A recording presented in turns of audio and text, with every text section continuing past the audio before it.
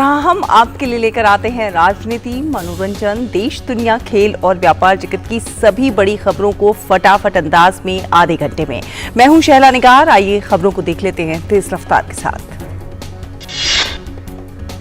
प्रधानमंत्री नरेंद्र मोदी आज स्वास्थ्य और चिकित्सा अनुसंधान पर पोस्ट बजट वेबिनार को करेंगे संबोधित। केंद्र सरकार द्वारा आयोजित किए जा रहे 12 पोस्ट बजट वेबिनार की श्रृंखला के तहत ये वेबिनार स्वास्थ्य और फार्मा क्षेत्र में बजट घोषणाओं के क्रियान्वयन के लिए रोड मैप करेगा तैयार। 157 नए नर्सिंग कॉलेजों की स्थापना, आईसीएमआर की चुनिंदा प्रयोगशालाओं में सार्वजनिक और निजी चिकित्सा अनुसंधान को प्रोत्साहित करना और चिकित्सा उपकरणों के लिए बहुविषयक पाठ्यक्रम शुरू करने की घोषणा बजट में की गई है।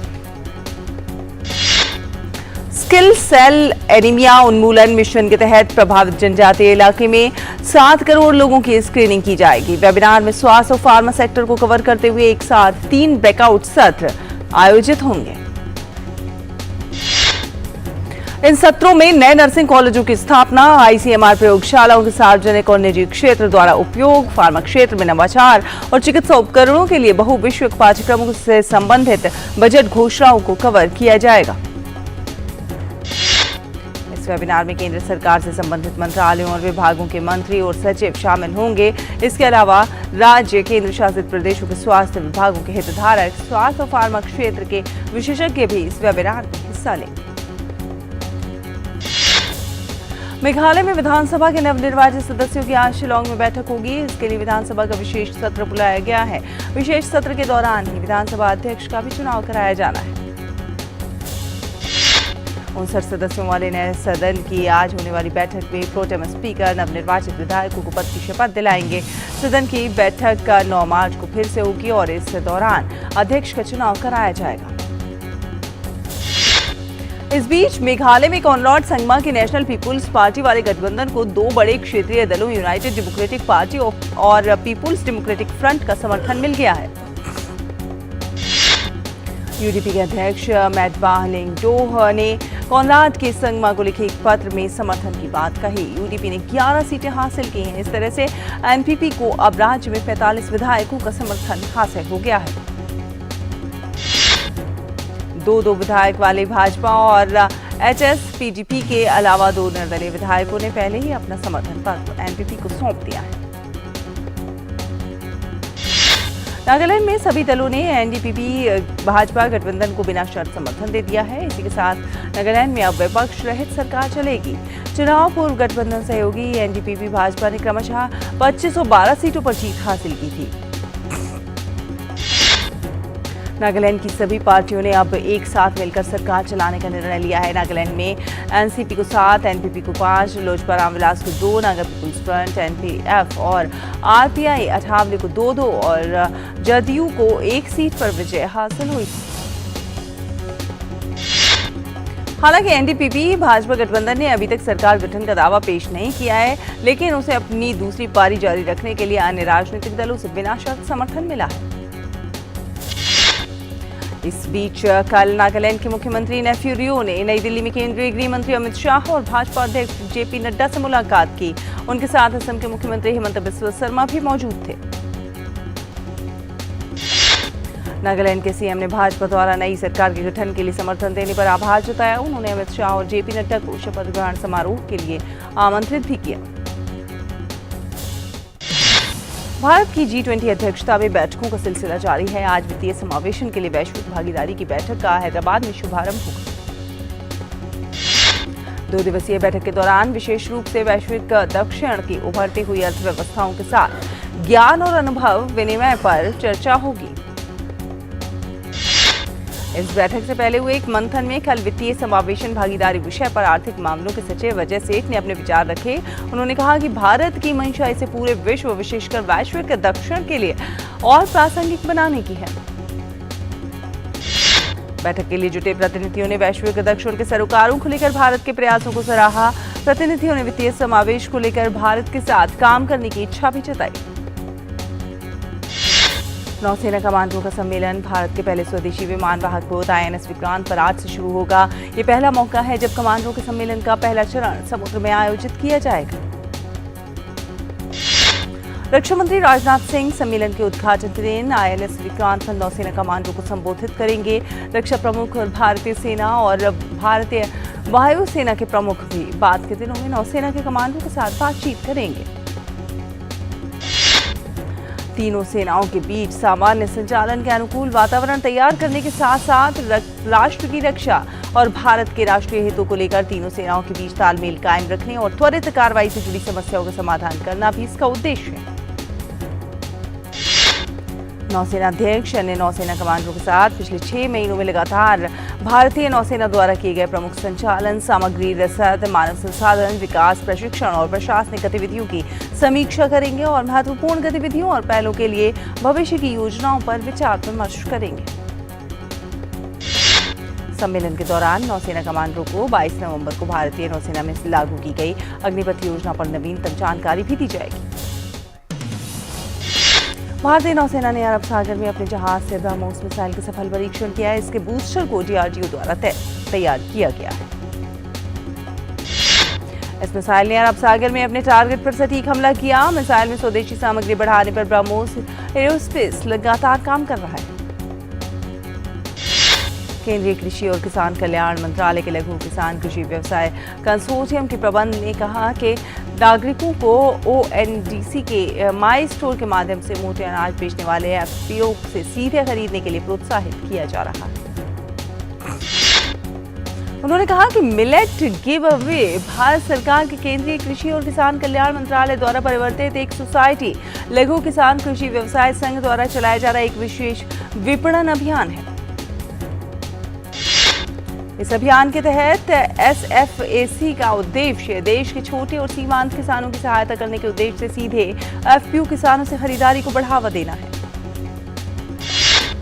कार्मिक लोक शिकायत और पेंशन राज्य मंत्री डॉक्टर जितेंद्र सिंह आज भोपाल में सुशासन पद्धतियों पर 2 दिन के क्षेत्रीय सम्मेलन का उद्घाटन करेंगे। सम्मेलन में डिजिटल पहल और नागरिकों के डिजिटल सशक्तिकरण पर ध्यान केंद्रित करने के लिए विचार विमर्श किया जाएगा। इसमें शामिल प्रतिनिधि भारत में ई-सेवाओं, डिजिटल प्लेटफॉर्मों और ई-गवर्नेंस मॉडल को बेहतर बनाने के उपायों पर चर्चा करेंगे। इस दौरान प्रशासनिक सुधार और लोक शिकायत विभाग एक्ट 2022 पर एक फिल्म भी प्रदर्शित की जाएगी। कार्यक्रम में पूरे देश के लगभग 200 प्रतिनिधि भाग लेंगे। तमिलनाडु में बिहार के श्रमिकों के साथ दुर्व्यवहार और हिंसा के आरोपों के बीच बिहार में सियासत गर्मा गई है। विपक्ष नीतीश कुमार सरकार पर हमलावर है तो वहीं सरकार बचाव की मुद्रा में है। तमिलनाडु में इन मजदूरों के साथ दुर्व्यवहार और हिंसा का मामला प्रकाश में आया था। कथित रूप से 2 वीडियो सोशल मीडिया पर वायरल हुए थे जिसमें संघर्षरत श्रमिकों को कथित रूप से बिहार का बताया गया था। इस मुद्दे पर राज्य विधानसभा में नेता प्रतिपक्ष विजय कुमार सिन्हा ने राज्य सरकार पर इस मामले में निष्क्रियता का आरोप लगाया था।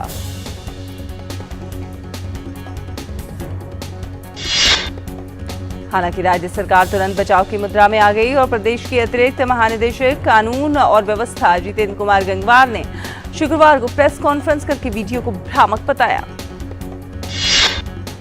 विपक्ष के बढ़ते हुए दबाव को देखते हुए मुख्यमंत्री नीतीश कुमार ने तथ्य की जांच और बिहारी मजदूरों की समस्याओं को जानने के लिए ग्रामीण विकास विभाग के सचिव बाला मुरुगन डी के नेतृत्व में अधिकारियों का एक दल तमिलनाडु भेजा है।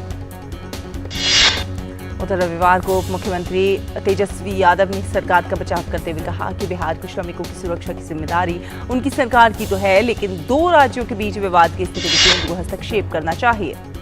छत्तीसगढ़ में मुख्यमंत्री भूपेश बघेल आज वित्तीय वर्ष 2023-24 के लिए बजट पेश करेंगे। ये बघेल सरकार के इस कार्यकाल का अंतिम बजट है। इसी साल के आखिर में छत्तीसगढ़ विधानसभा चुनाव है। बजट की पूर्व संध्या पर उन्होंने प्रदेश की जनता को संदेश देते हुए विश्वास दिलाया कि ये भरोसे का बजट होगा। उन्होंने कहा कि ये उस भरोसे का बजट है जिसने छत्तीसगढ़ को नवा छत्तीसगढ़ बनाने का संबल दिया है। उत्तर प्रदेश के मुख्यमंत्री योगी आदित्यनाथ पंडिहाता से निकलने वाली भगवान नरसिंह की शोभा यात्रा में शामिल होंगे। इसको देखते हुए पुलिस प्रशासन मुस्तैद है।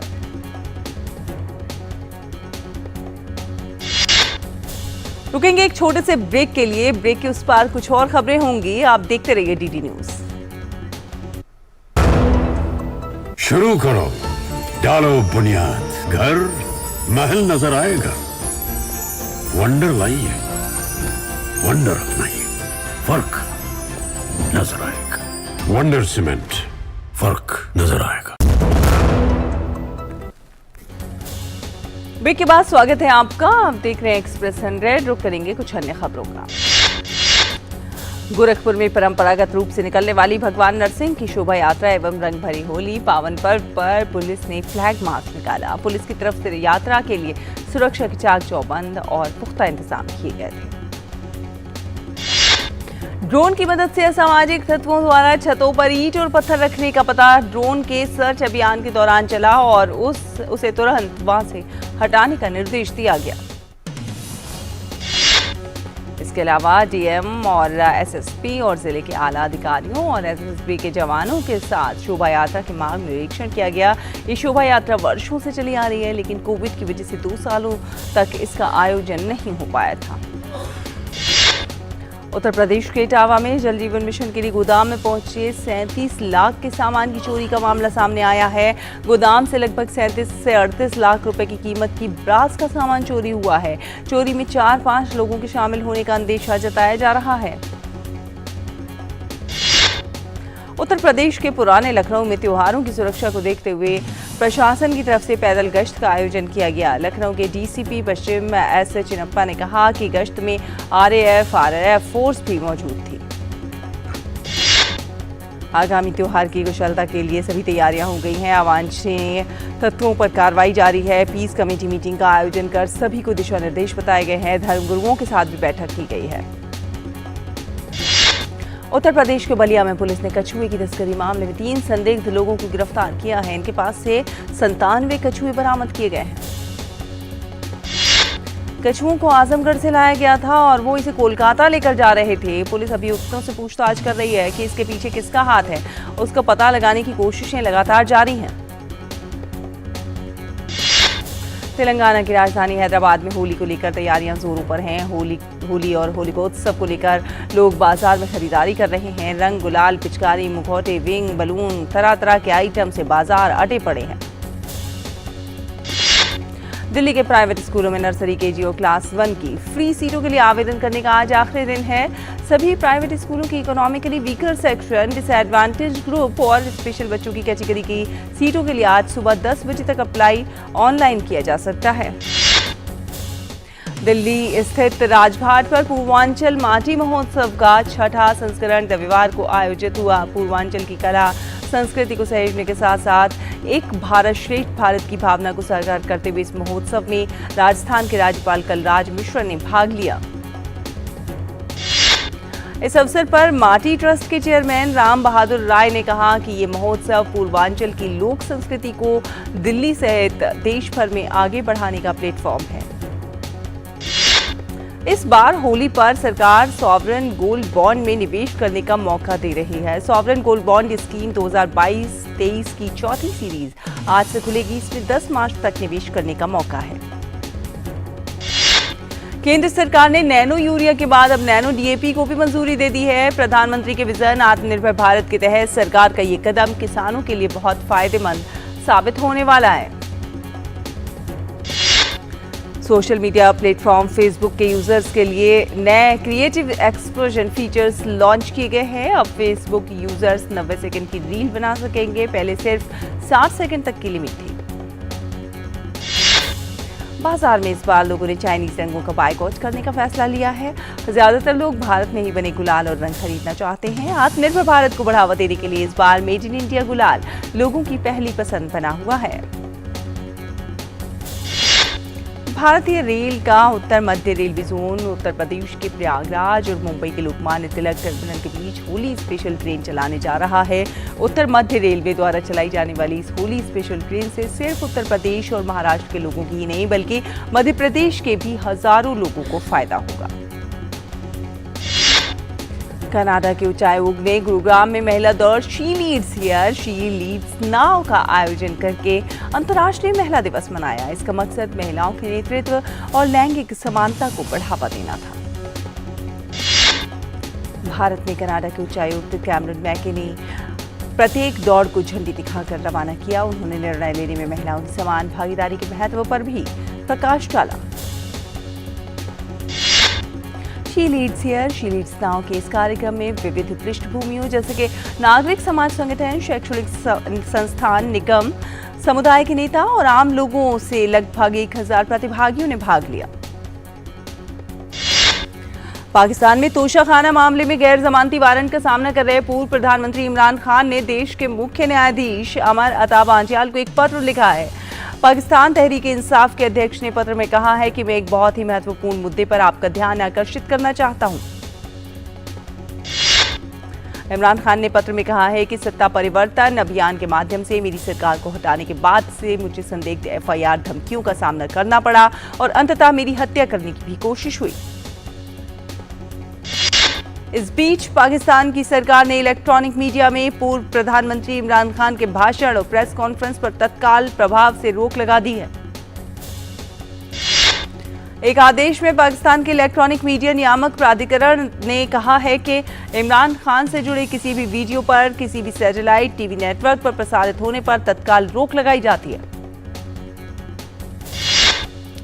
कल जब पाकिस्तानी पुलिस इमरान खान को गिरफ्तार करने के लिए उनके लाहौर स्थित आवास पर पहुंची तो इमरान खान वहां मौजूद नहीं थे। बाद में इमरान खान ने अपने आवास पर जेल भरो तहरीक में शामिल हुए पार्टी कार्यकर्ताओं और समर्थकों को संबोधित कर अपने गुस्से का इजहार किया। अमेरिकी राष्ट्रपति जो बाइडेन ने ब्लडी संडे की 58वीं वर्षगांठ के मौके पर रविवार को अलबामा की यात्रा के दौरान मतदान के अधिकार पर अपना पक्ष रखा।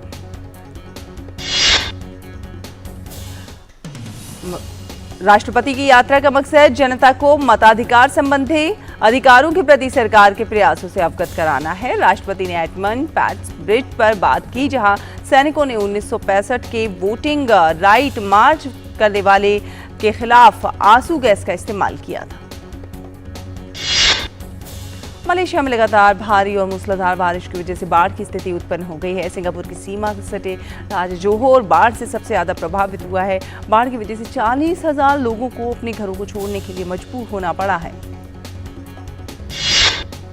प्रशासन ने बाढ़ के कारण 4 लोगों की मौत की पुष्टि की है। राष्ट्रीय आपदा प्रबंधन एजेंसी के अनुसार बाढ़ से विस्थापित हुए लोगों के लिए 200 से अधिक राहत आश्रय स्थापित किए गए हैं। राहत शिविरों में लोगों को अनिवार्य चीजें मुहैया कराई जा रही हैं। इसके अलावा सरकार ने बाढ़ प्रभावित इलाकों में लोगों की सहायता करने का हर संभव प्रयास किया है।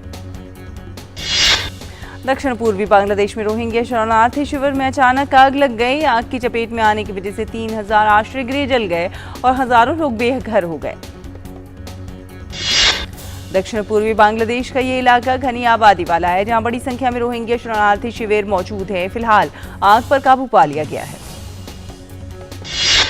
बांग्लादेश के शरणार्थी आयुक्त के अनुसार आग के कारण शरणार्थियों की 35 मस्जिदें और 21 शिक्षण केंद्र भी आग में जलकर नष्ट हो गए। आग लगने के कारणों का अभी तक पता नहीं चल पाया है। ईंधन की कमी के बीच क्यूबा के राष्ट्रपति डियाज कैनल ने रूस की रोसनेफ्ट के सीईओ इगोर सेचिन से मुलाकात की। सेचिन ने कहा कि जब क्यूबा से संबंधित मुद्दों की बात आती है तो पुतिन सीधे और व्यक्तिगत रूप से उनकी निगरानी करते हैं। डियाज कैनल के कार्यालय ने ट्विटर के माध्यम से जारी एक बयान में कहा कि बैठक के दौरान क्यूबा के राष्ट्रपति ने क्यूबा की स्थिति को समझने और उनके संयुक्त कार्य के लिए रूस को धन्यवाद दिया। संयुक्त राष्ट्र के सदस्य देशों ने खुले समुद्र में जैव विविधता की रक्षा के लिए संधि पर सहमति जताई है। न्यूयॉर्क में 100 से अधिक देशों के प्रतिनिधियों ने इस वार्ता में हिस्सा लिया। गौरतलब है कि इस संधि को लेकर विभिन्न देशों के बीच पिछले कई सालों से वार्ताओं का दौर जारी था, लेकिन कुछ बिंदुओं पर आम सहमति नहीं बन पाने की वजह से कोई निश्चित रूपरेखा तय नहीं हो पा रही थी। ये संधि वर्ष 2030 तक विश्व के 30% महासागरीय क्षेत्रों के संरक्षण पर संयुक्त राष्ट्र जैव विविधता सम्मेलन के संकल्प के क्रियान्वयन का एक अहम हिस्सा है। महासागर विशेषज्ञ निकोला क्लार्क ने इस संधि को जैव विविधता के लिए बड़ी जीत करार दिया। जॉर्डन के शाह अब्दुल्ला ने अमेरिकी रक्षा मंत्री लॉयड ऑस्टिन से कहा है कि पश्चिमी तट में हिंसा में बढ़ोतरी से क्षेत्रीय स्थिरता को खतरा पैदा हो गया है। जॉर्डन के अधिकारियों ने बताया कि शाह अब्दुल्ला ने सीरिया के साथ देश की सीमाओं पर बढ़ते ड्रग युद्ध से लड़ने के लिए सहायता मांगी। अमेरिकी अधिकारियों ने बताया कि लॉयड ऑस्टिन पश्चिमी एशिया की यात्रा में की शुरुआत में जॉर्डन पहुंचे और इसके बाद वो ईरान के बढ़ते खतरे के खिलाफ अपने मुख्य क्षेत्रीय सहयोगियों का समर्थन जुटाने के लिए इजरायल और मिस्र भी जाएंगे।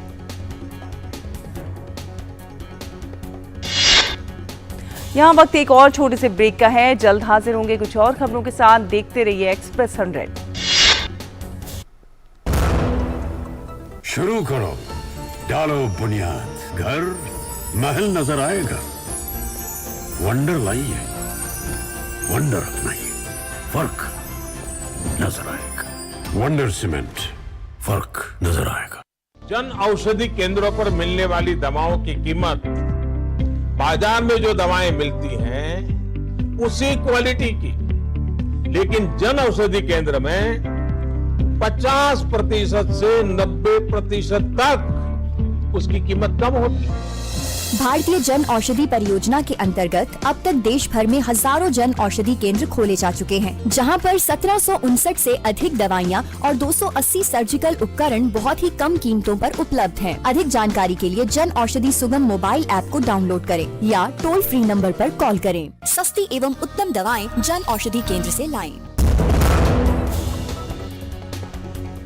ब्रेक के बाद स्वागत है आपका। चलिए रुक कर लेते कुछ अन्य खबरों का। आपको बता दें कि एस्टोनिया की प्रधानमंत्री काजा क्लास की रिफॉर्म पार्टी ने संसदीय चुनावों में पहला स्थान हासिल किया है। नतीजों में काजा क्लास के उदारवादी समूह को 31.5% वोट मिले हैं।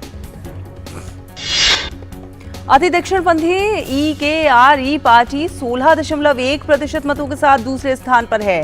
तेलिन में पत्रकारों के साथ बातचीत करते हुए काजा क्लास ने कहा कि देश को सुरक्षा में निवेश करना होगा।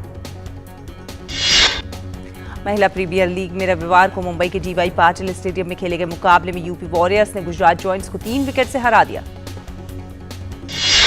दिल्ली कैपिटल्स ने महिला प्रीमियर लीग में अपने अभियान की शुरुआत धमाकेदार अंदाज में की है। रॉयल चैलेंजर्स बेंगलुरु को 60 रनों से हराया। महिला प्रीमियर लीग में आज मुंबई के ब्रेबॉर्न स्टेडियम में मुंबई इंडियंस और रॉयल चैलेंजर्स बेंगलुरु की टीम आपस में भिड़ेगी। विश्व नंबर 1 रेडबुल चालक मैक्स वर्स्टेपन ने season opening race Bahrain Grand Prix को अपने नाम कर लिया है। रविवार को हुई इस रेस में उन्होंने अपने साथी सर्जियो पेरेज को पीछे छोड़ा। इंग्लिश प्रीमियर लीग में लिवरपूल ने धमाकेदार अंदाज में मैनचेस्टर यूनाइटेड के साथ 0 की बड़ी जीत दर्ज की। मोहम्मद सलाह ने किए 2 गोल। लिवरपूल की ओर से प्रीमियर लीग के इतिहास में सबसे ज्यादा गोल करने वाले खिलाड़ी बन गए। इससे पहले ये रिकॉर्ड रॉबी फ्लावर के नाम था। इंग्लिश प्रीमियर लीग में ही एवर्टन और नॉटिंघम फॉरेस्ट के बीच खेला गया मुकाबला 2-2 से ड्रॉ हो गया है। इस मुकाबले में दोनों ही टीमों ने शानदार खेल दिखाया। ला लीगा में बार्सिलोना का शानदार खेल जारी है। रविवार को खेले गए मुकाबले में टीम ने वेलेंसिया को 1-0 से हरा दिया। इस जीत के बाद बार्सिलोना के 24 मैचों में 62 अंक हैं और टीम शीर्ष पर मौजूद है। ला लीगा के खिताब की दौड़ में बनी रियल मैड्रिड क्लब की मुहिम को रविवार को तगड़ा झटका लगा, जब टीम को रियल बेटिस के खिलाफ गोल रहित ड्रॉ खेलना पड़ा। इस ड्रॉ के बाद रियल मैड्रिड शीर्ष पर चल रहे बार्सिलोना से 9 अंक पीछे है। आर्सेनल की महिला टीम ने जीता फुटबॉल की विमेंस लीग कप का खिताब। चेल्सी को 3-1 से हराया। अभिनेत्री अपेक्षा पोरवाल ने अपनी पहली सीरीज अनदेखी में एक आदिवासी लड़की की भूमिका से लेकर राजकुमार राव और भूमि पेडनेकर की फिल्म बधाई 2 में समलैंगिक पसंद वाली महिला की भूमिका निभाई है। हालांकि वो अपनी पहली सीरीज को अपने करियर का एक महत्वपूर्ण मोड़ मानती हैं। टाइगर नागेश्वर राव की टीम ने अखिल भारतीय फिल्म की अंतिम शूटिंग रविवार रात विशाखापट्टनम में शुरू की।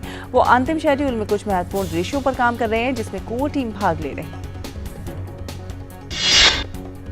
बॉलीवुड अभिनेत्री यामी गौतम ने साझा किया कि वो अपना सर्वश्रेष्ठ देने में विश्वास रखती हैं और ये भी कहा कि लोकप्रियता अच्छे काम पर निर्भर करती है और कहा कि काम आपका सबसे अच्छा PR है।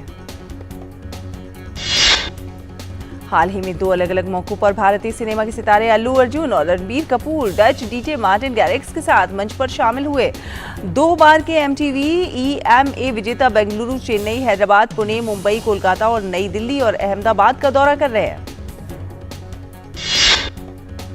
दिग्गज बॉलीवुड अभिनेता शत्रुघ्न सिन्हा ने हाल ही में अपने चेहरे पर निशान के पीछे की कहानी साझा की है। उन्हें काला पत्थर, दोस्ताना, युद्ध और कई अन्य फिल्मों के लिए जाना जाता है। यामी गौतम और सनी कौशल अभिनीत स्ट्रीमिंग फिल्म चोर निकल के भागा का ट्रेलर हाल ही में जारी किया गया। ट्रेलर में प्यार, त्याग और विश्वासघात जैसी भावनाएं हैं।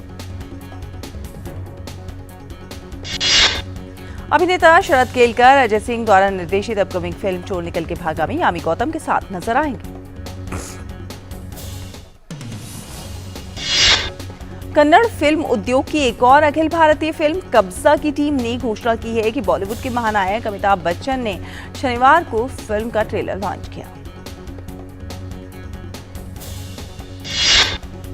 इसी के साथ एक्सप्रेस न्यूज में फिलहाल इतना ही। डीडी न्यूज पर खबरों का सिलसिला लगातार जारी है। आप देखते रहिए डीडी न्यूज। नमस्कार।